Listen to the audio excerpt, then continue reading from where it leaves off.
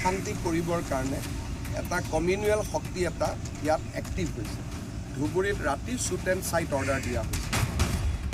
असम के सीएम हिमंता बिस्वा शर्मा अपने बयान की वजह से एक बार फिर से चर्चा में हैं, या फिर आप यूं कहें कि तनाज़ा में हैं। सीएम हिमंता बिस्वा शर्मा ने हिंदुओं को एक सुझाव दिया है कि अगर कोई मंदिर पर बीफ फेंके तो आप पोर्क फेंकें, जिससे कि ये बराबरी पर आ जाए।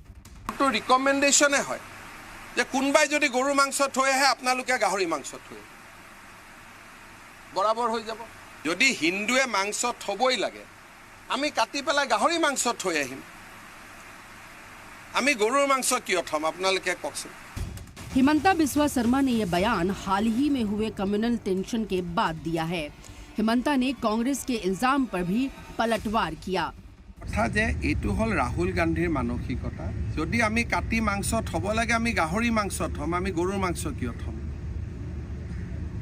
যদি হিন্দুৱে মাংস থবই লাগে আমি কাটি পেলাই গাহৰি মাংস থৈ আহিম।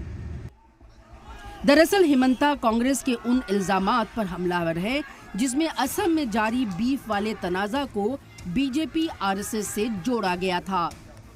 पिछले दिनों बांग्लादेश से सटे असम के धुबरी जिले में माहौल बिगड़ गया। इल्जाम लगा कि धुबरी में कुछ खास तबके के लोग मंदिरों को नुकसान पहुंचाने की साजिश कर रहे हैं। इसके खिलाफ असम सरकार ने शूट एट साइट यानी देखते ही गोली मारने का हुक्म दिया। सवाल ये है कि आईनी ओहदे पर बैठे शख्स को क्या इस तरह का बयान देना चाहिए? इस तरह के बयान से क्या माहौल खराब नहीं होगा?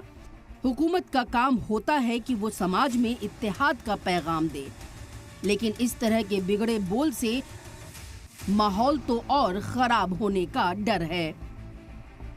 ब्यूरो रिपोर्ट, सलाम टीवी।